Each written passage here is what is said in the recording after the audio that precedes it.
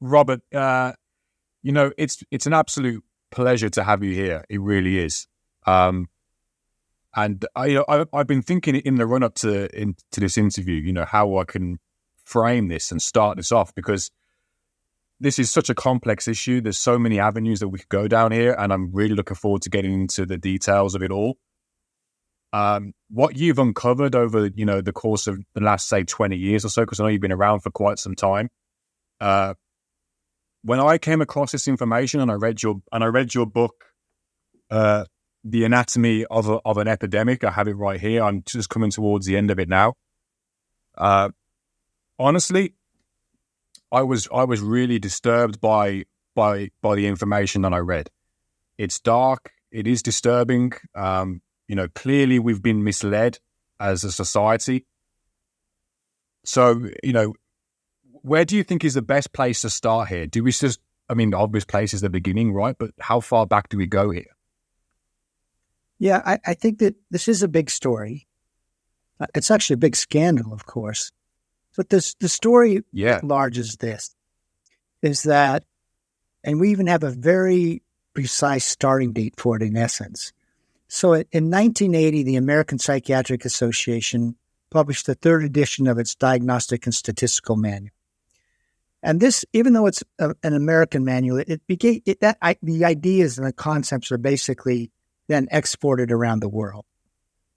And at that moment, what the American Psychiatric Association did, they said, we're going to adopt a disease model for categorizing mental disorders. And that was different from before. Before, if you look in DSM-1 and DSM-2, there's this understanding that often mental disorders, a mental distress, is a reaction to an environment. In other words, something's going wrong in your life, that sort of thing. But and to just understand why we have this big change is in the 1970s, American psychiatry felt under attack. There was an anti-psychiatry movement within the academic setting saying that psychiatrists function more as for purposes of social control than as a real medical discipline. And also their main drug at this time, their most popular drug, were benzodiazepines. They were seen as very becoming addictive and problematic over the long term. And so there really was this, and finally, there was no evidence that talk therapy given by psychiatrists was any better than talk therapy given by counselors and psychologists. So psychiatry felt its future, its whole sort of place in society was being threatened. And they said to themselves, well, what is the image that has such prestige in society? It's the image of a doctor in a white coat. It's not the image of someone sitting at the end of the couch talking to a person. Those shrinks got made fun of. But doctors in white coats are symbols of people who have, treat diseases. They have antibiotics that treat diseases, that sort of thing. And so they said, we need to rebrand ourselves as real doctors, as doctors in white coats. And in order to rebrand themselves, they're going to say, we're going to reconceive psychiatric disorders as diseases of the brain, okay? And that's what they did. And then they began promoting that idea to the public in various ways, in books. They did media training sessions for psychiatrists. They reached out to the media, et cetera. And by the way, the pharmaceutical company loved this reconception of things because you can't sell drugs for unhappiness related to, losing your job or getting a divorce, but you can sell drugs for anxiety, the disease, or depression. So what happened was there was a commercial and trade interest in telling a new story, and that's the story they told. We were told that, researchers have found that depression and other major disorders are due to chemical imbalances in the brain. Now, that's a story of A, great progress, and B, it is a story of diseases of the brain or abnormalities in the brain. And then we heard that they had drugs that could fix those chemical imbalances, like insulin for diabetes. And now we have that disease story planted in the human, in society, okay? And with that idea of antidepressants and antipsychotics that they fix chemical imbalances, you think, wow, they're probably really effective and you need them for long term. And that's the story we organized ourselves around. These were diseases of the brain characterized by chemical imbalances, and we had very effective drugs that fixed those drugs, like as if they were an antidote to that problem. And I hope this is okay. It was all bullshit. It was all a marketing story because what you went, and I believed it, by the way. When I wrote about this story early on in the 1990s as someone covering medicine for a newspaper, I wrote about these great advances. Oh, they're discovering the depression is a disease. They're discovering it's going to interject here very quickly. So let's go back then. So before 1980, so during the 70s, because I read this, I think I read this in your book. Psychiatry then was in a place of turmoil because it was on the verge of collapse. Would that be accurate to say? Its position in society wasn't on the verge in psychiatry, and it was because of. Remember, there was a big film back then, right? Wasn't it? One Flew Over the Cuckoo's Nest or something. Yes, One Flew Over the Cuckoo's Nest, which was a Oscar winner, incredibly popular. And what did you see in that film? Which was set in a hospital. It wasn't the patients who were really crazy. It was the doctors who were really crazy, the psychiatrists who were really crazy. And that had a great influence about we were all laughing at psychiatrists. They're the crazy ones. That was part of their sort of diminishment of respectability in American society. Why should you go to a crazy person? Yeah. So from there onwards, they came up with a plan. Then they had to rebrand themselves, remarket themselves to the public, and basically present themselves in a completely new way to gain that credibility back. Exactly, and that's what they did. They reconceptualized things with their publication of DSM-3. They said these are diseases of the brain. There was a famous book by Nancy Andreasen called "The Broken Brain," which was published in 1984, and that's what it said. This is a new conception. These are diseases of the brain, just like hypertension is or diabetes is. Now, if you read it carefully, she said, we actually haven't found the evidence for that yet, but we're confident we're going to. But that's not the message the public got. Wow. The public got that wasn't he had found these biological causes. So, writ large, which was the beginning of this discussion, is psychiatry rebranded themselves. But they did so in the guise of science. We're making these scientific advances. And we're geared as a society to believe in science. So that new story had such an impact on us. We believed it. And by the way, it did elevate the status of psychiatrists because suddenly they had their own magic pills, to treat people with all these different ills we suffer from. But to me, Robert, right, I don't know, because when I discovered this and I discovered everything about the DSM and how it was the third edition onwards and how it was created and put together, I was just blown away by the fact that none of it is based on any scientific evidence. It's based on a consensus.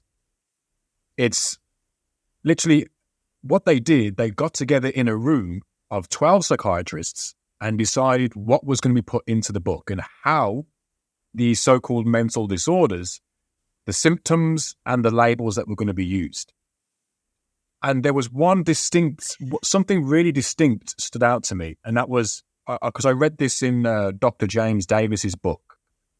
And he said that he interviewed somebody who was present in those meetings. They were privy to what was going on.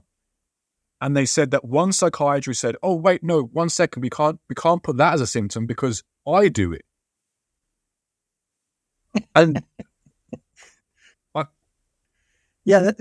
genuinely could not believe that. Well, you have to understand that.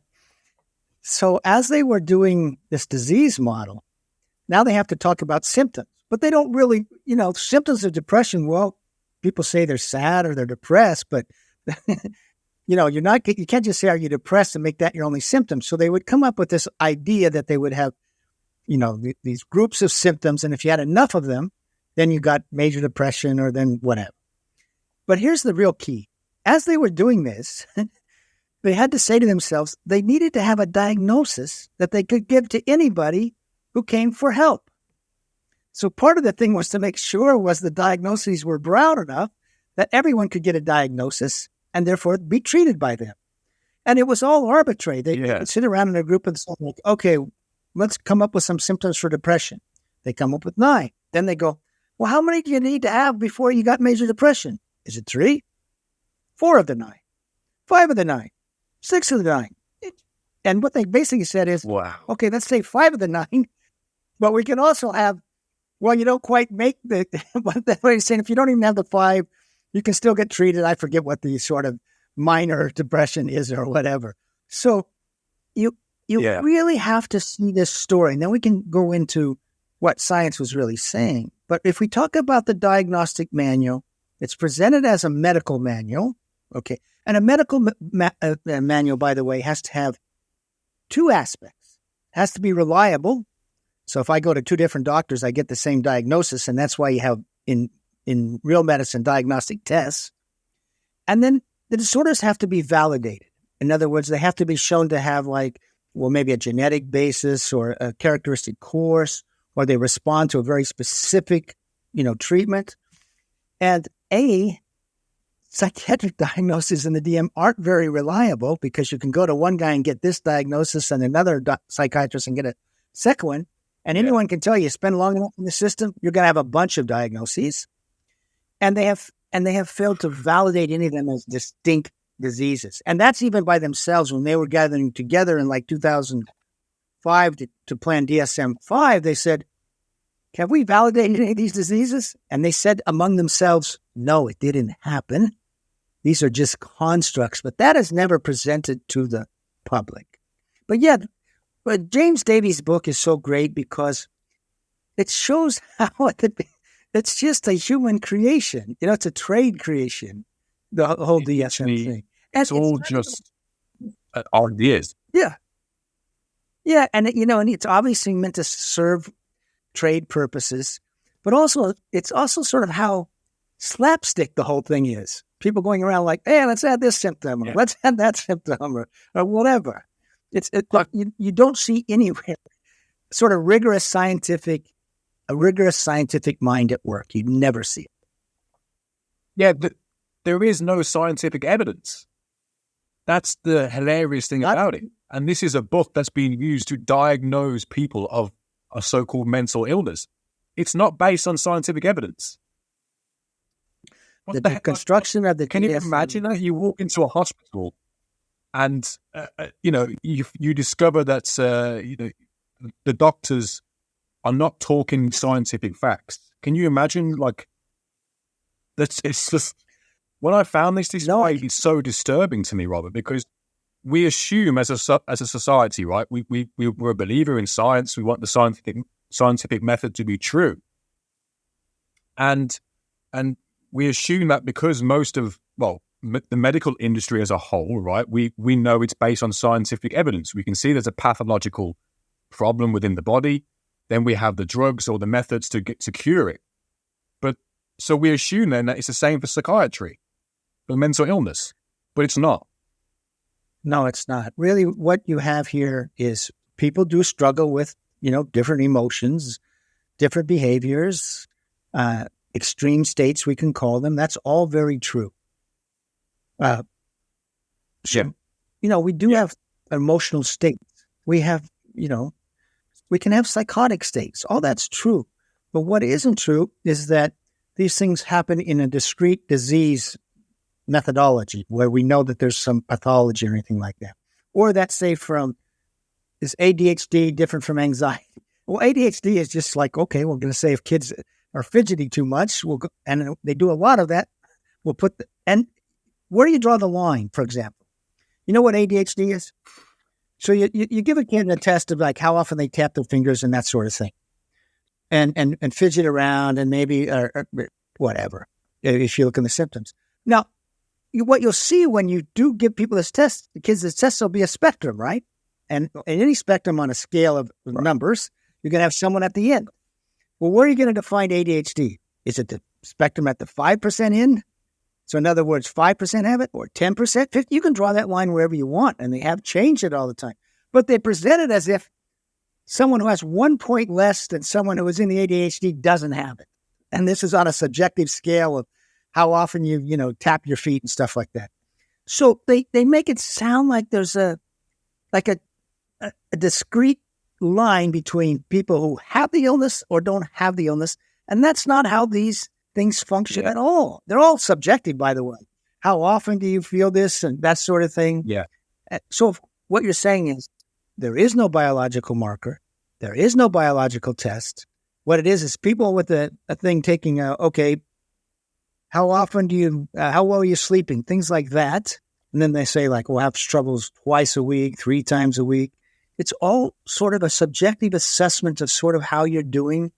It's not a objective assessment. And that's what it's peddled to us as an objective thing. It's peddled to us as either you have bipolar or you don't. You have ADHD or you don't. You have anxiety disorder or you don't. And that's just not true. That's not what they're doing. So after the DSM-3 came out, what's the story then? So because it was a great, so that's it was a huge leap forward. Yeah. So the story, first of all, is that is peddled to us is that DSM-1 and DSM-2 weren't good scientific manuals, but DSM-3 is, precisely because it adopts a disease model of classification. That's the first thing. Then the second part of the story is we are finding out these are due to chemical imbalances, okay? And we begin hearing that in the 1980s quite a bit. Depression is due to low serotonin. Now, here right away you can see that what is happening is psychiatry as an institution isn't being a reliable narrator of its own science. So, for example, as early as 1983, I think it was, the NIMH conducted an investigation. Do people with depression have low serotonin prior to going on the drugs and an antidepressant? And they didn't find evidence for it to be so.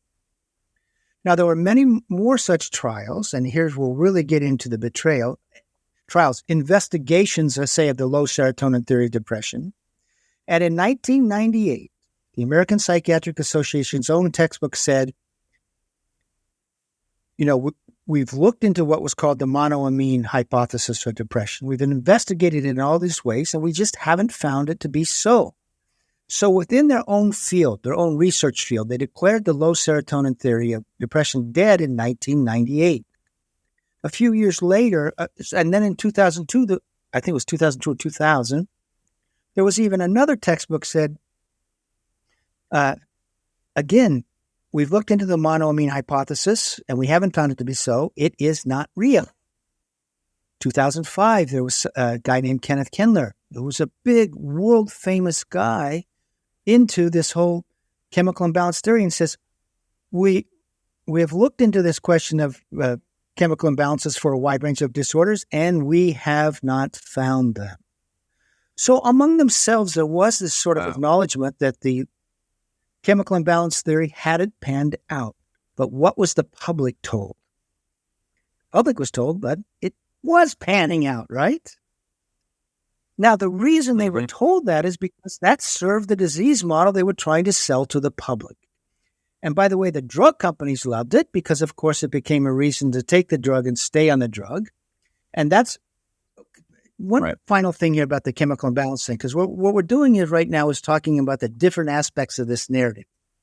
First of all, we have the DSM presented to us as this is a classification of diseases. That's not true. Then next we have the story that, we're finding out that depression is due to, major disorders are due to chemical imbalances. And then we get the third part, that drugs like Prozac, the SSRIs, and the new anti-psychotics, they fix those chemical imbalances like insulin for diabetes. Now, that's the complete story of a great medical advance, okay? So, in the 80s and 90s, they weren't finding the chemical imbalance theory pan out. Now, how about the data on the drugs themselves? There's two parts to this. In clinical trials, say of the SSRIs, they often failed to beat placebo, like Prozac. And then what would happen is the drug company might run enough trials, they'd finally get two that were positive. But so many of the trials were, in fact, they weren't even better than placebo. And these are in trials where the placebo group is composed of people who've been washed out of their antidepressant. This isn't even drug-naive people. And yet, what do we hear in the media? Oh, Prozac is a wonder drug. It can make you feel better than well. Now, that's not a claim that's a reflection of what's in the research literature. That's a claim to help sell these drugs. And then there's a final part of this whole, well, there's two other parts of this whole story. But what you can see is here, you can see one narrative we were told to the public. That's a narrative of great medical progress, and we all believed it.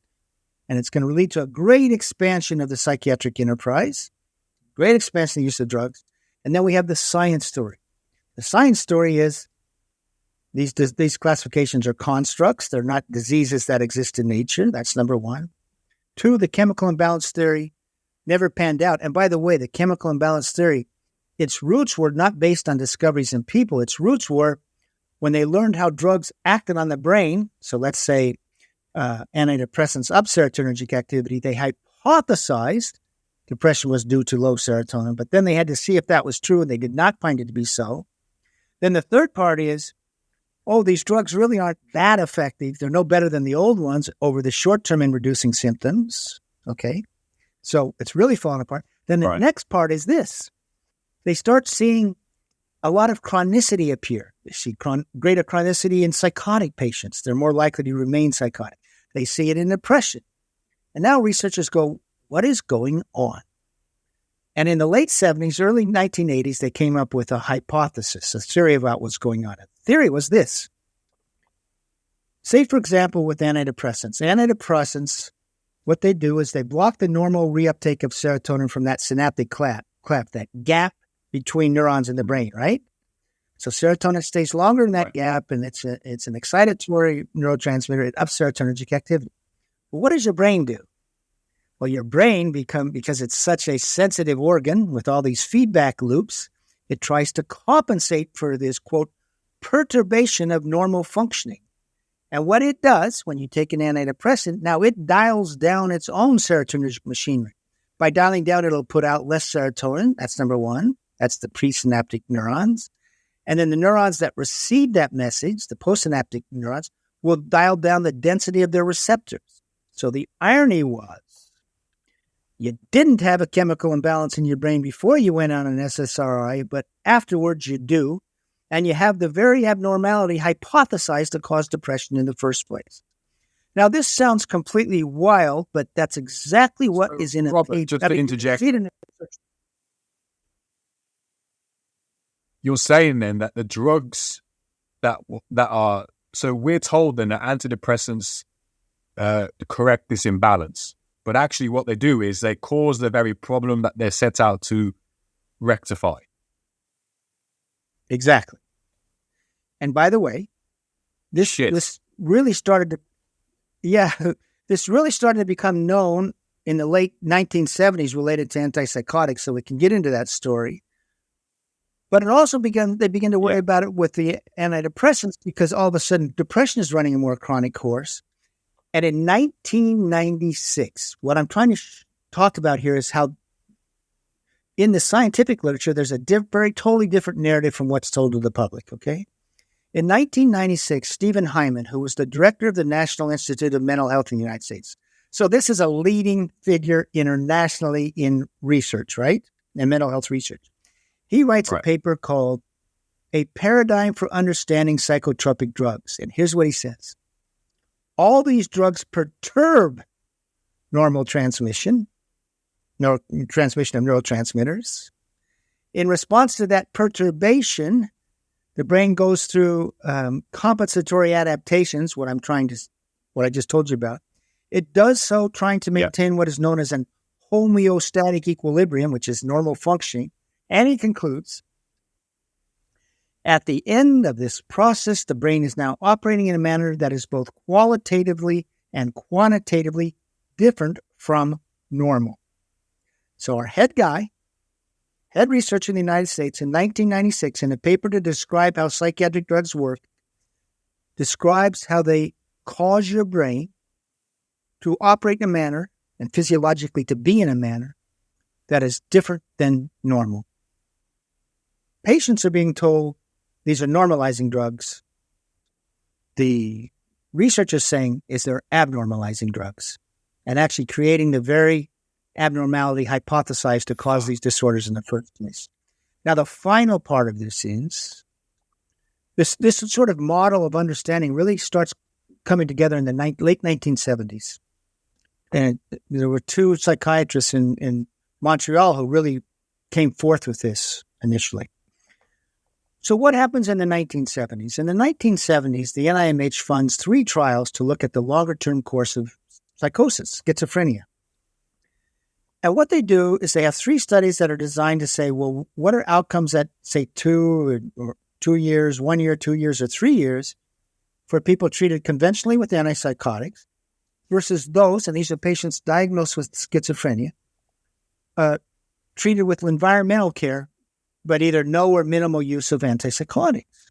So what did they find in each of these studies? They found that while the drugs may be useful in knocking down symptoms over the short term better than not having the drugs, say environmental care, over the long term, they seem to be increasing the chronicity of the disorders. And these were studies, by the way, funded by the NIMH and including by the head schizophrenia doctor in all of the United States. And so they raised at this time in the late 1970s, a guy named William Carpenter.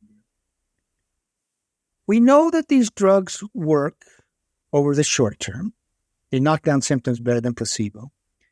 And we know that once you're on this drug, you're at high risk of relapse when you come off. But he says, maybe that high risk of coming off is due to changes in the brain, and that in essence what we're doing is causing a chronification of the disease. We're making patients more biologically vulnerable to psychosis than they would be in the normal course of their illness. Now 2 guys in Montreal come up with the physiological explanation. It was a guy named Guy Chenard and Barry Jones. Antipsychotics work by blocking dopamine receptors in the brain, okay? So they thwart dopamine transmission. But your brain, now trying to make a compensatory adaptation, now increases the density of its dopamine receptors, okay? So they said, okay, which is hypothesized to be the cause of psychosis, is too much dopamine. Anyway, what they said is, it appears that this compensatory adaptation is leading to a chronic psychosis, a tardive psychosis that becomes more permanent and more severe than if you were never exposed to the drug. Now, that was happening it's called supersensitive psychosis. That's in the research literature. They even studied about how many of their patients developed this supersensitive psychosis, and they published papers on it. Now, that's the same story that emerged with the antidepressants. In essence, that the antidepressants drive your brain into a subserotonergic state, and over this long term, this leads to a tardive depression. That's in the research literature. That fits with how depression now runs a much more chronic course. Do you in the public ever hear about that research? No. You automatically assume that because you're given a drug, because you're being prescribed a drug, you assume that it works, that it's doing the thing that it's actually set out, that you've been told that it's set out to do. Not cause the opposite.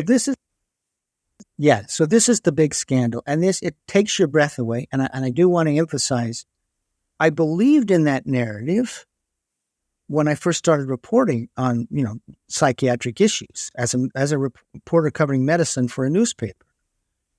But then what happened is, as I began to dig into the actual literature, I saw this other counter-narrative, or this narrative in the scientific literature that was what is completely at odds with the narrative we were told to the public.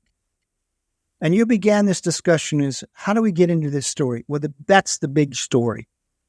Is that societies around the world, starting in the United States, organized around our thinking around a false narrative of science.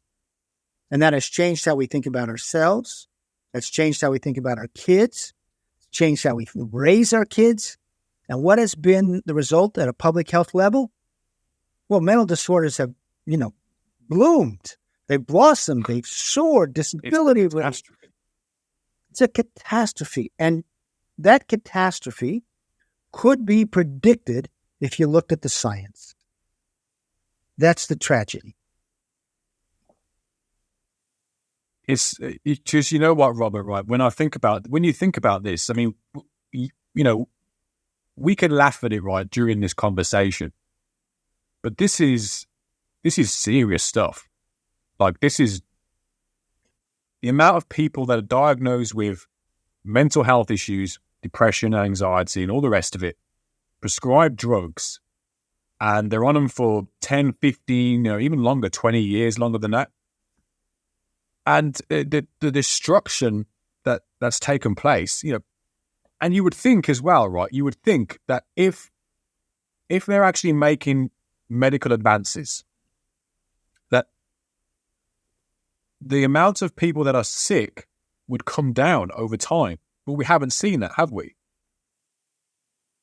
No, exactly the opposite. You're exactly right. If you get an effective treatment for that, for a particular disease, what do you see? Well, the burden of that illness goes down and outcomes improve. So you look at an untreated case of like diabetes versus a treated case, or how about an infection that isn't treated with antibiotics, or not with one that is treated with antibiotics. They run very different courses, of course.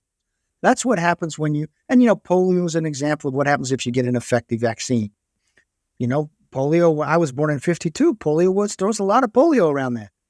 We got the vaccine and it basically disappears. That's an example of what happens when you make a medical advance. The course of that disorder becomes less chronic and less functional impairment and that sort of thing. We have the exact opposite since we adopted this disease model. We see writ large, we see the course of these disorders becoming chronic. We see more functional impairment. We see much a rise in disability due to the disorders. And in general, we see the burden of mental disorders has exploded in our societies. We're all talking about a crisis. As you say, that's exactly the opposite of what you'd expect if you had a medical advance. And going back to what you just said, this is a tragedy of extraordinary dimensions in many, many ways. Yeah. One way is the wreckage of human lives. There is so much wreckage out there of people who were doing okay, hit a blip, and then they went down a road, and then like 8 years later, they're now, they're on 8 drugs or something, with other lives diminished in many ways.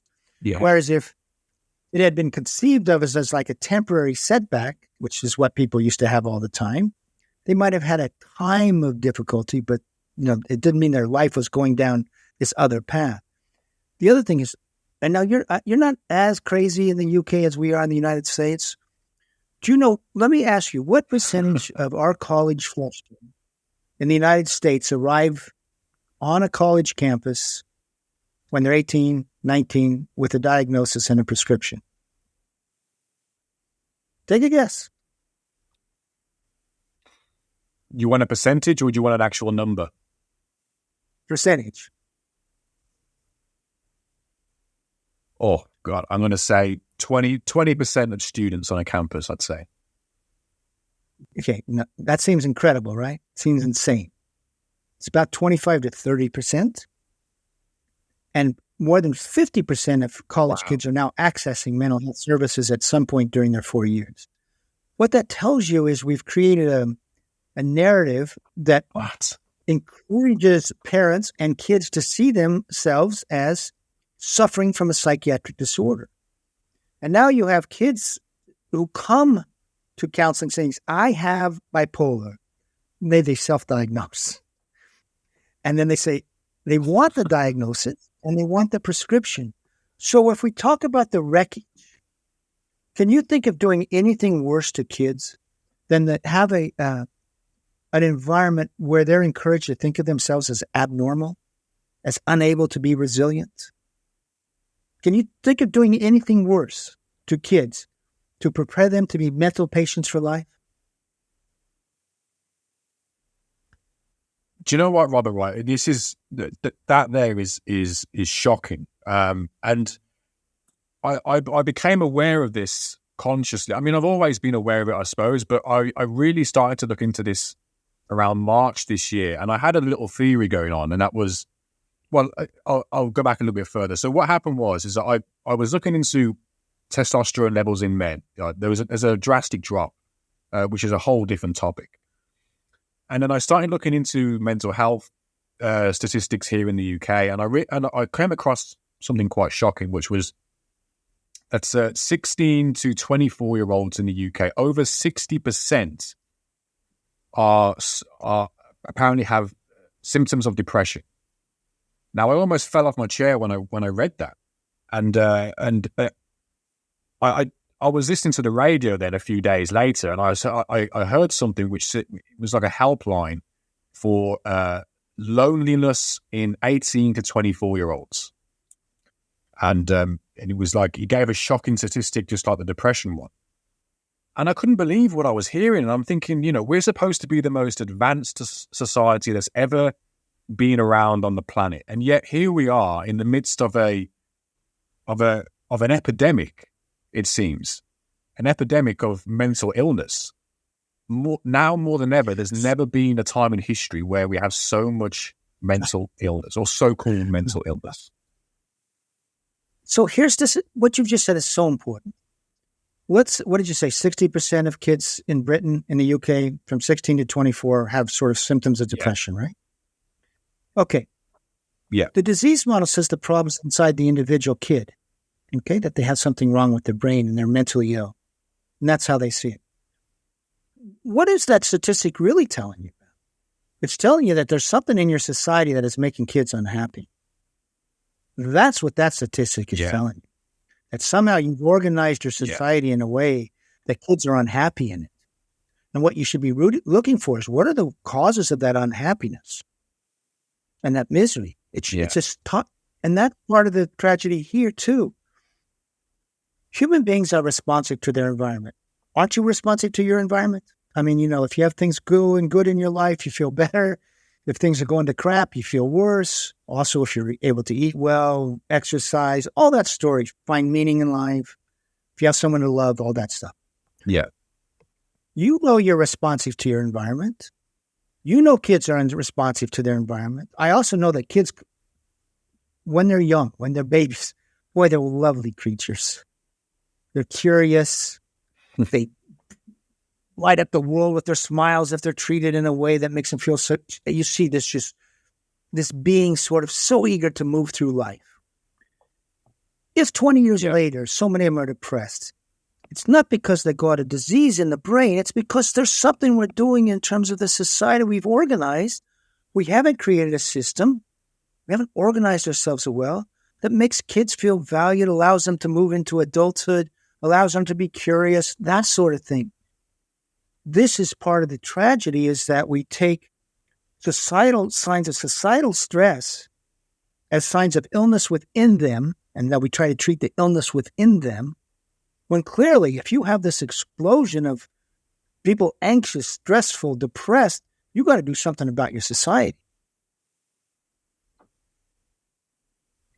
100%. Yeah, it's because I'm a huge advocate for personal responsibility, and I try and push that in everything that I do. I'm responsible for me and the outcomes that I have in life, and and especially with how I think and how I feel. I have the conscious ability to program my thoughts and my feelings, and there doesn't seem to be that kind of.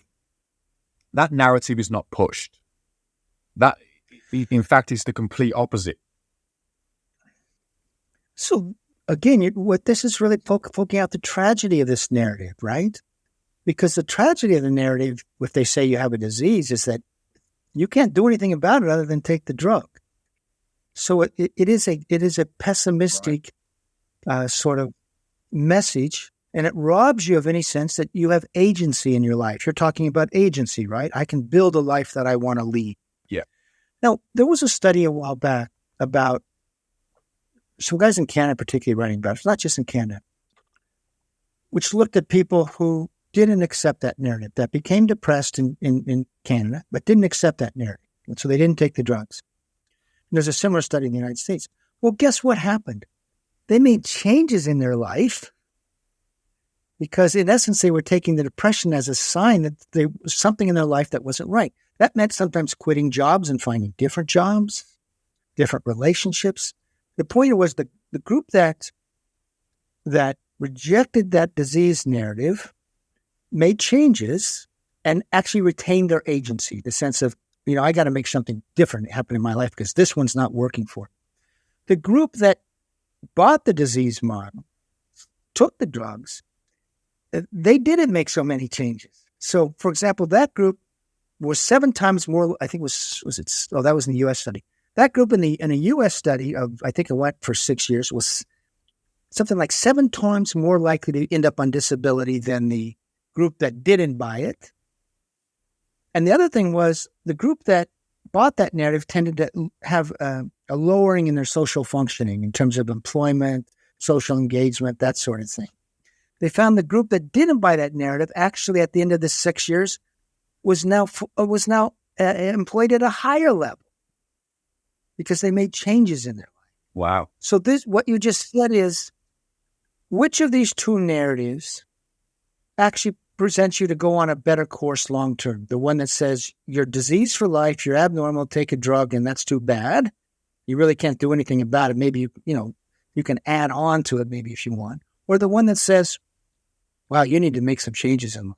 And you want and the depressive symptoms may be a sign to you, an evolutionary sign that you should do something different.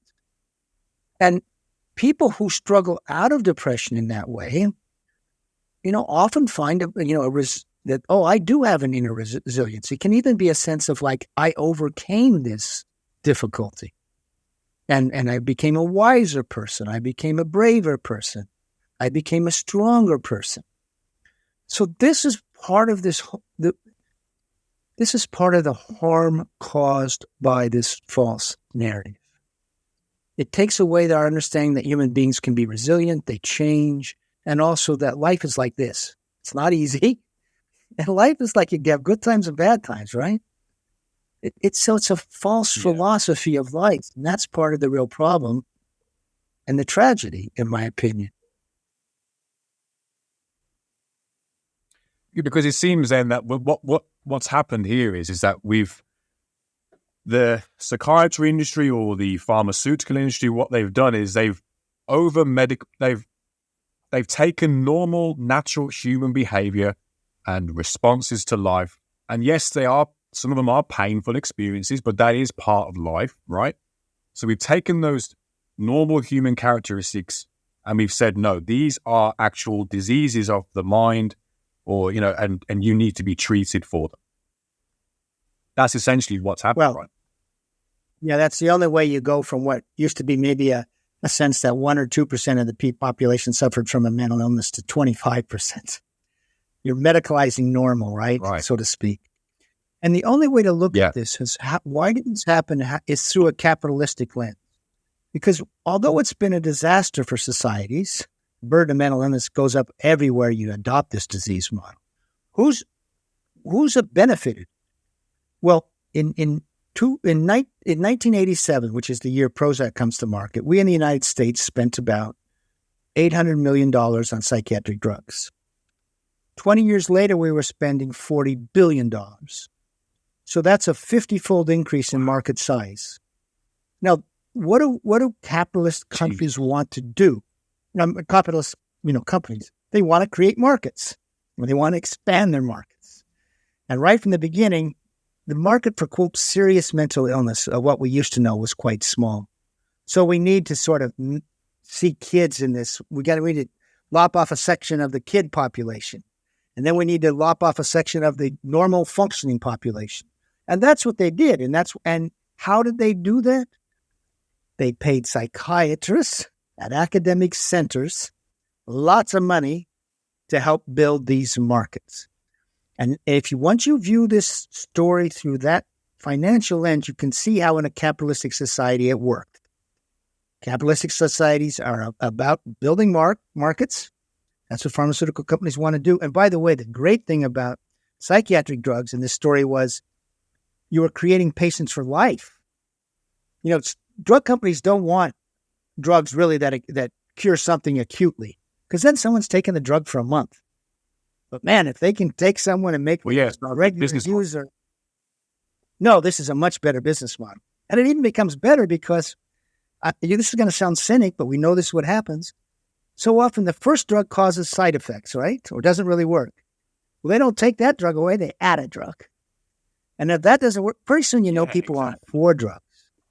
Well, think about that. You took someone who was on no drugs, and next thing you know, they're taking 4 drugs, and they're doing so on end. That is a great business model. And the way they did it was paying people with prestige in American society, that's psychiatrists at academic medical schools, to be their key opinion leaders. So they would be the ones that would write the textbooks, they would give the continuing education classes, that sort of thing. And they were, amply and rewarded for building those markets. Now, that's a betrayal of their duty as a doctor. But what you see is hundreds of thousands and even millions of dollars being paid to the doctors that served as key opinion leaders. And last thing on this, by the end of the 1990s in the United States, virtually every academic psychiatrist in the United States had ties to the pharmaceutical companies. In essence, what we say is the pharmaceutical industry had captured psychiatry as a profession. Yeah, because I remember I was looking into all of this, and so when DSM-5 came out, I believe it was number 1 on Amazon's top selling books or something. It was right. It's not cheap either. Exactly, it's like $85. So it can't be the public who are buying this. No, what that tells you is how therapized our society has become, because there's a whole therapeutic industry out there now. And because we've had people think about this way, we've had an explosion of counselors and, all that sort of thing. And if you're getting insurance reimbursement for whoever you're treating, generally in the United States at least, you got to give them a diagnosis. So they all need the DSM. And of course, I don't know exactly what happened with DSM-5, but typically what the pharmaceutical companies would do is they would buy a lot of these copies and then hand them out to prescribers and therapists and that sort of thing. Think of it as a marketing manual. Yeah, literally, it is just a marketing manual. But it's, there are so many questions in relation to actually, no, let's go back a little bit further. So who is responsible? I suppose that's a question that you can't probably give an answer to, but who is responsible for this? Is there somebody that we could say okay, this is your problem, this is your fault? Does that exist? I think there is. Well, I think it's clear. Now, people like to blame the pharmaceutical companies. I actually don't. Even though the pharmaceutical companies, as they would conduct trials, and they'll conduct trials to make the drugs look good. There's all sorts of ways you design your trials to make your drug look good and hide adverse effects, et cetera. And then the way, they control the publication of them and that sort of thing, and they would spin the data and all that story. So the pharmaceutical companies, which are motivated to make money, they're not in the business of healthcare. They're in the business of making money. And so, of course, they played the system to, create this market. I don't think we as a society put our faith in pharmaceutical companies. Who do we put our faith in? And who do we say, you have the responsibility of being honest with us and taking good care of our health? And that means being honest about science. Who do we do? The medical profession, right? So the problem is psychiatry got bought.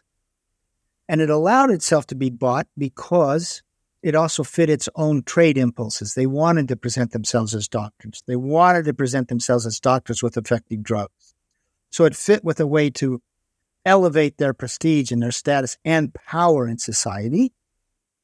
So those two impulses came together. The financial influences of the pharmaceutical company or demands, and the trade influences are, on psychiatry as a trade. and also money given to the American Psychiatric Association by pharmaceutical companies and money given to the psychiatrists. But who's to blame? It's the academic psychiatric community that has a responsibility to inform the public of what is really known about these things, about these disorders, whatever you want to call them. And it has a responsibility to tell us about what is the short-term effectiveness. It has a responsibility to tell us what are the long-term outcomes and what are these drugs doing to your brain. That's their responsibility. We put our faith and trust in the medical discipline.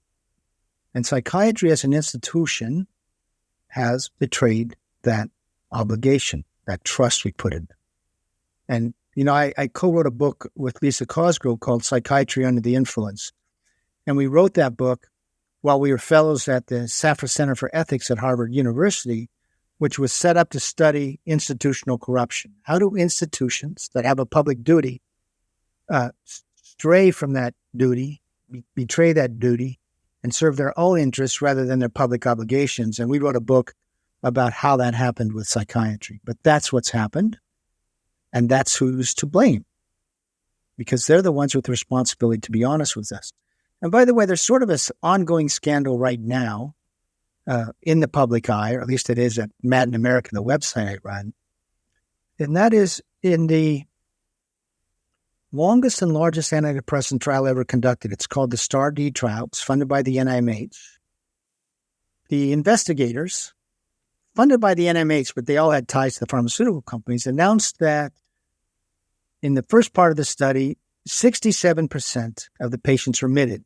They just got better, okay? And this, ever since that result was announced in 2006, has been used in the media as evidence of the effectiveness of these drugs, okay? 67%. Now, the second part of this study was they look at those who remitted, and they looked at could they keep them well and in the study to 1 year, and how many at the end of 1 year would be still well and in the study. Well, we never heard that result, okay?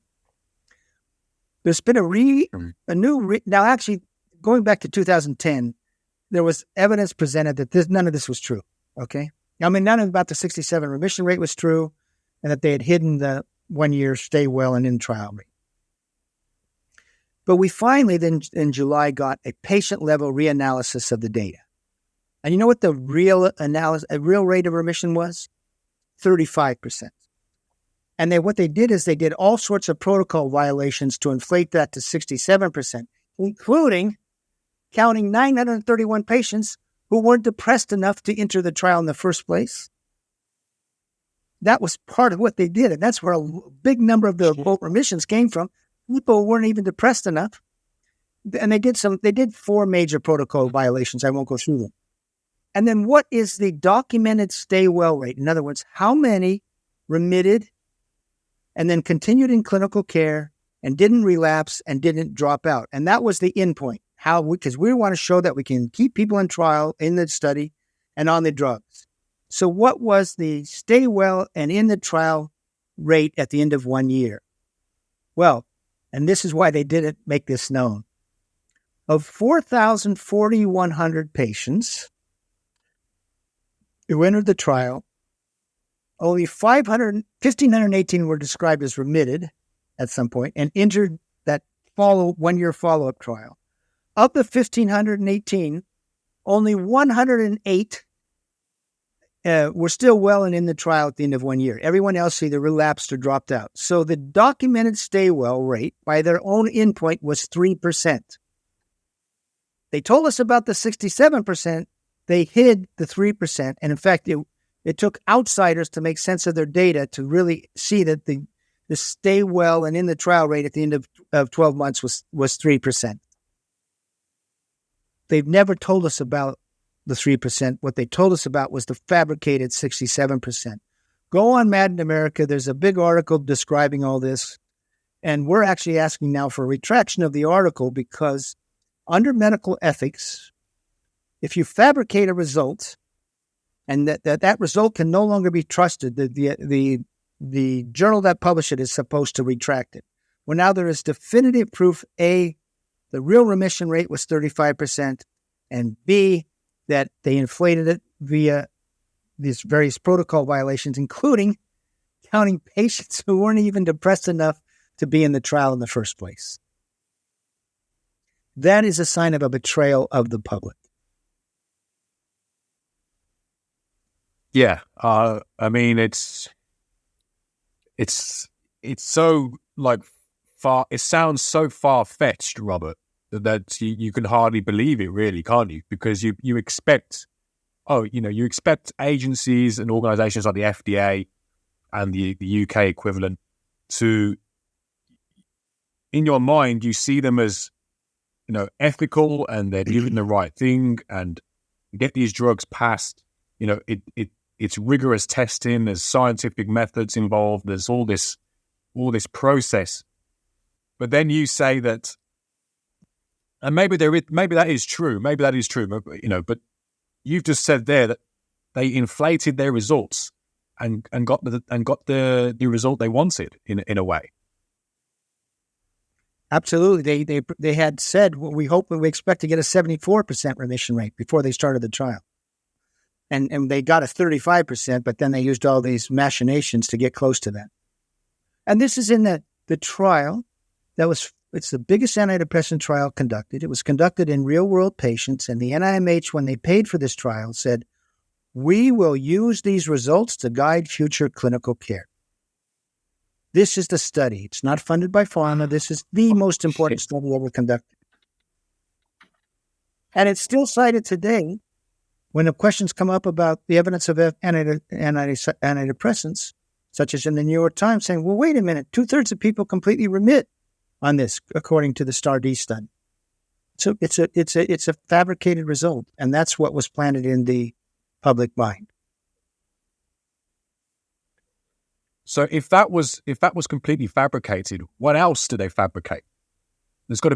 Surely there's more, right? What do you mean, surely there's more? This is just coming out. Have your listeners read about this on Mad in America. There's a big, long report called the Stardust Scandal. It's all laid out.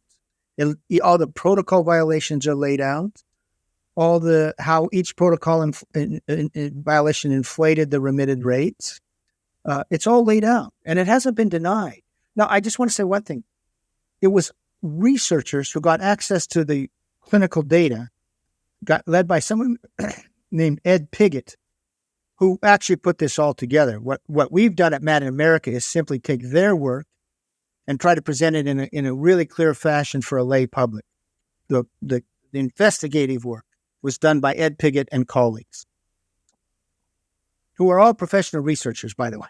In other words, they know how to analyze patient-level data. It includes some really top-notch investigators. What I'm trying to say is, it's not Mad in America who's saying this has happened. It's in a peer. By the way, that article was published in B&J Open, British Medical Journal Open, is the one that published this article showing that the Stardust trial was a fraud.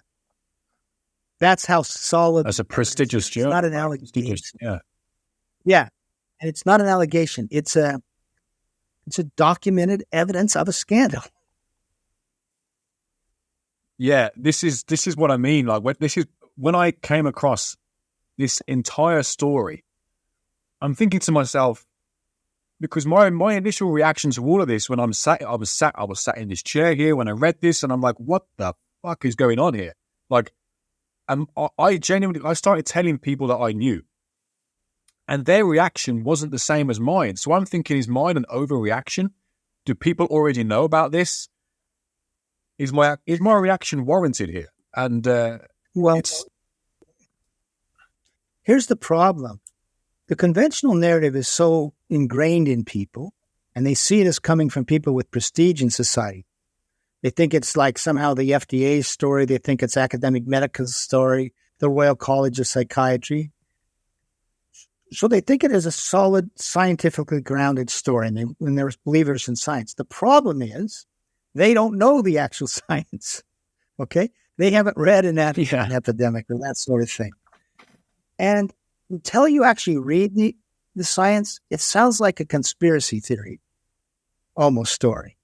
Because the betrayal is so big. If you don't know, and you've grown up in this other narrative, and by the way, not just grown up into it, you've started organizing your own life around that narrative. Maybe you're taking the drugs, maybe your spouse is taking the drugs, maybe your kid is taking the drugs. Do you really want to hear that it's bullshit and you may be doing harm? You can't do it. There has to be a period of transition. You have to read the book, and then you have to sit down with it, and you have to, you have to see that it's a story documented in the very best medical journals. Actually, that's the problem. Betrayal is. You made a really good point there, Robert, and that is that people have organized their lives around this. They wear it as an identity. If you've been diagnosed at a young age and they're like, oh my God, I'm depressed, or I've got anxiety, and they grow up with this. And then suddenly all their whole psychology is based on, I am this disorder. And so to take that away from somebody, it can actually cause quite a bit of damage, ironically. Yeah, they're not going to give it up just because you tell them. And even if they read the book, if they're really invested, say if they read Anatomy of an Epidemic, even if they're really invested in that story, the conventional narrative, they're going to do everything in their mind because of cognitive, biases and all, cognitive dissonance, to reject it. And I completely understand it. You've organized your life and your sense of self and around a narrative of what you thought was science.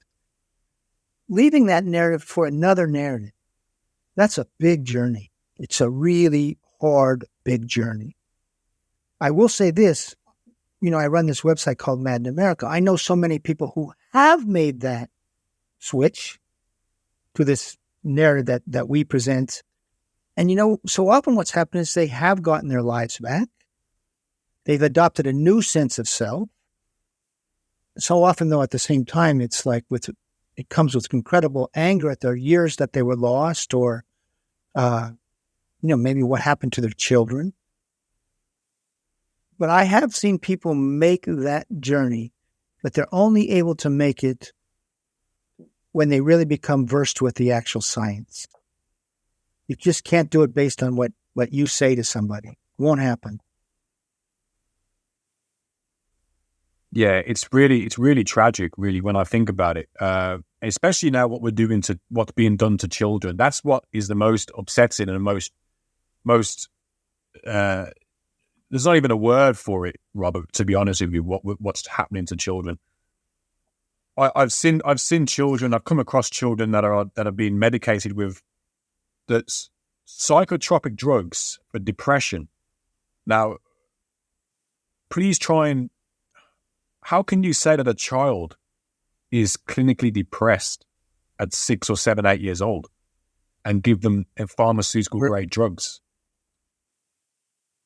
Or call them bipolar and give them, antipsychotics too. So, well, you can only do that if you convince yourself somehow that they have these discrete diseases, or I guess that you're being paid enough by drug companies to tell that story. But what you're doing is you're stealing those kids' God-given. I'm not a religious person, but that's the only way to sort of phrase this. You're stealing those kids when they had a God-given right to grow up, fail, goof off, screw up, go through ups and downs, try to come to peace with their own minds. It's not we have this mind up here and this emotional reaction world. It's not so easy to come to grips with. We're very emotional creatures. We have jealousies. We do have anxieties. We have insecurities. And all those things are difficult. It's part of growing up, right? And that's sort of the beauty of life. And that's the journey of life as you grow up, is sort of trying to come to grips with what sort of emotional makeup is within you, what your mind is like. It can be a very hard place to be. But that's what being human is.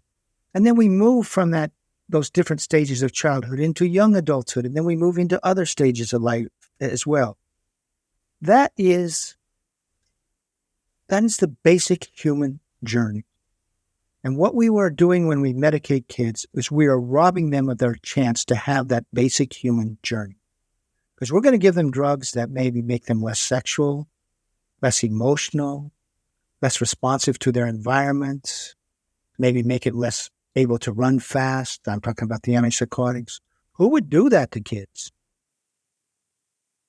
Who would do that to kids? Who would handicap them this way and rob them of this chance to like make mistakes, be goof-offs, feel jealousy, feel all these range of emotions and work through them? That's what we're robbing kids of. And I think it is, I'm going to use the word, I think it's a crime of extraordinary dimensions, what we're doing to our kids. Absolutely, yeah. Yeah, I mean, it's a crime against humanity. That's what it is. A child does I not, think so. I just can't get my head around it, Robert, to be honest with you. I really can't. There aren't any words to describe it, in my opinion. No. There just isn't. These kids are not consenting. Kids aren't giving their consent to this. This is all happening, this being forced on them, right? They don't know anything about this. Yeah. Well, it's so devastating. It takes your breath away. I mean, and listen, I know so many kids. We've heard the stories of so many kids on Mad in America who feel exactly that. Why wasn't I given a chance to grow up? Why wasn't I given a chance to go through these things? One of the saddest stories I ever know, there was this young boy. Well, I met him when he was like 19. And he was a foster kid. And so he was in a foster kid situation, and they had him on antipsychotics. And finally, and he used to, he'd see other kids that weren't on antipsychotics playing basketball, running around. But antipsychotics, they slow you down and all. And he was thinking when he was young, why can't I do that? Why can't I play basketball? Why can't I engage? Well, he finally got his where he was staying in a foster care setting, that he didn't need the antipsychotics. So he comes off and he starts playing basketball. And as he does this, the thing that is the most treasured possession in his life, somehow he gets a basketball. Okay? Then at some point, another kid steals the basketball. And he confronts the kid and they get in a fight. Okay? He's 12 years old. Now, getting in a fight when something steals something when you're 12 isn't the most abnormal thing in the whole world. Well, they concluded that he needed to go back on his antipsychotics because he couldn't control himself. And he was, quote, violent without this. Now, when he was 18, he finally got some freedom. And he did come off the antipsychotics, which is when I met him. And you know what he had? Tardive dyskinesia. Tardive dyskinesia is a sign of a permanent sort of motor dysfunction. You see people licking their lips, that sort of thing. Mm-hmm. And here's what he said. Well, why couldn't I just have been given a chance to be a kid? Why? I didn't have an answer, but I felt like crying when he told me the story. Yeah, well, I think of all the kids now, though, because ADHD is another big one, right? So we have depression in kids now, and now we have this thing called ADHD. And I know I've watched a few of your lectures on ADHD, and again, shocking stuff, really. What can you tell me about ADHD, Robert, and sort of this mass diagnosis in kids? Yeah, and we may need to end this in just a second. I'm sorry, just because of I got a writing piece. Yeah, of course, Robert. Yeah, if you got flashes to go to, yeah. We're going to talk about ADHD. ADHD is the gateway into becoming a mental patient. So often the kids then get diagnosed with depression, or they get diagnosed with bipolar, etc. What do we know about ADHD? First of all, that it is a construct, okay?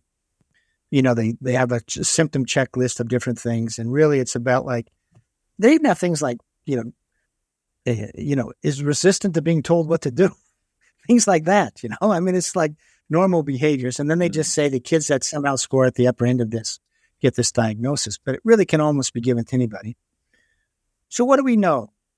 Well, we know that in the largest study ever done, called the MTA study, done by the NIMH, that compared giving kids drugs versus sort of behavioral therapy.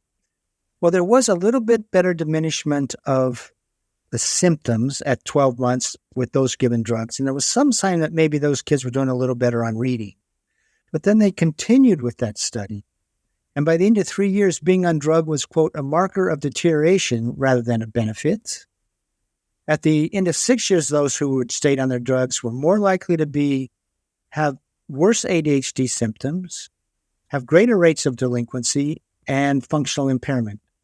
And as one researcher said, eventually, sort of privately, we had thought that kids medicated would do better long-term. That didn't turn out to be the case. We found no benefit, none, on any domain of functioning.